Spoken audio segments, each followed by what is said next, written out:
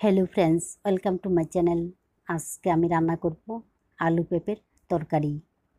নিরামিষ দিনে এইভাবে আলু পেঁপের তরকারি রান্না করে খেয়ে দেখবেন ভালো লাগে।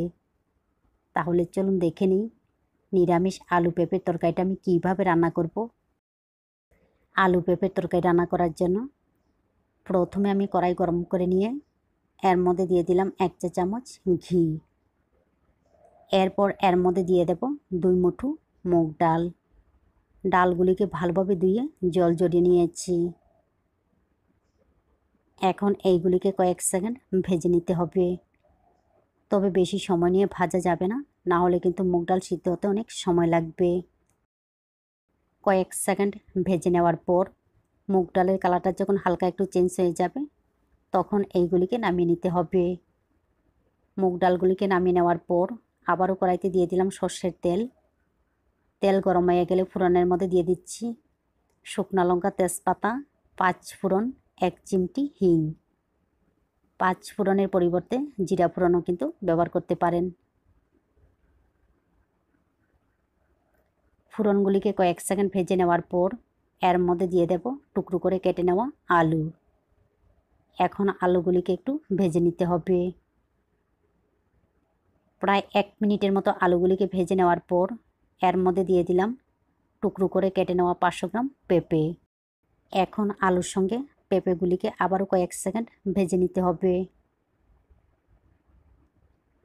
তারপর এর মধ্যে দিয়ে দেব আদার কাঁচা লঙ্কা বাটা। এইখানে আমি 1 ইঞ্চি আদা, 3টা কাঁচা লঙ্কা জল দিয়ে পেস্ট করে নিয়েছি। একই সঙ্গে দিয়ে দেব এইখানে আমি জিরার গুঁড়া, ধনিয়ার গুঁড়া, হলুদের গুঁড়া, মরিচের গুঁড়া 1/2 চা চামচ করে নিয়েছি। তবে নিরামিষ তরকারির মধ্যে ঝালের পরিমাণটা কম ব্যবহার করতে হবে। মশলার বাটিটা দিয়ে এর মধ্যে দিয়ে দিলাম সামান্য একটু জল।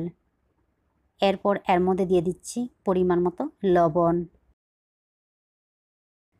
এইগুলিকে ভালোভাবে মিশিয়ে নেওয়ার পর কম আঁচে 3 থেকে 4 মিনিট ঢাকনা দিয়ে রান্না করব। 3 থেকে 4 মিনিট ঢাকনা দিয়ে রান্না করে নেওয়ার পর দেখুন সবজির সঙ্গে মশলাগুলি ভালোভাবে কষানো হয়ে গেছে। এবারে এর মধ্যে দিয়ে দিলাম টুকরো করে কেটে নেওয়া একটা টমেটো। এখন টমেটোর কাঁচা গন্ধ চলে যাওয়া পর্যন্ত কয়েক সেকেন্ড নাড়াচাড়া করে কষিয়ে নিতে হবে। তারপর এর মধ্যে দিয়ে দেব জল। জলের পরিমাণটা একটু বেশি ব্যবহার করতে হবে, কারণ মুগ ডাল সিদ্ধ হতে একটু সময় লাগবে। একই সঙ্গে দিয়ে দিলাম ভেজে নেওয়া মুগ ডাল। তবে এই রান্নার মধ্যে এত ঝোল থাকবে না, রান্না করে নেওয়ার পর অনেকটাই শুকিয়ে যাবে।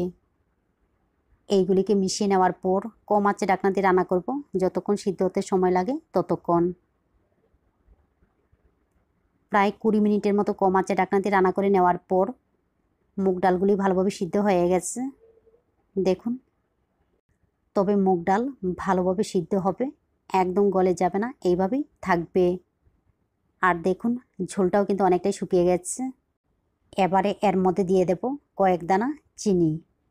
লবণটা নিজেদের স্বাদ অনুযায়ী দিয়ে দেবেন। তারপর দিয়ে দেব ভাজা মশলা। এইখানে আমি মৌরি, আস্ত জিরা শুকনো খোলায় টেলে গুঁড়া করে এর থেকে আমি 1/2 চা চামচ দিয়ে দিলাম। আর ঝোলটা ঠিক এইভাবে রাখতে হবে, বেশি পাতলা ঝোল থাকলে ভালো লাগবে না। এইগুলিকে মিশিয়ে নেওয়ার পর আমার রান্না সম্পূর্ণ রেডি।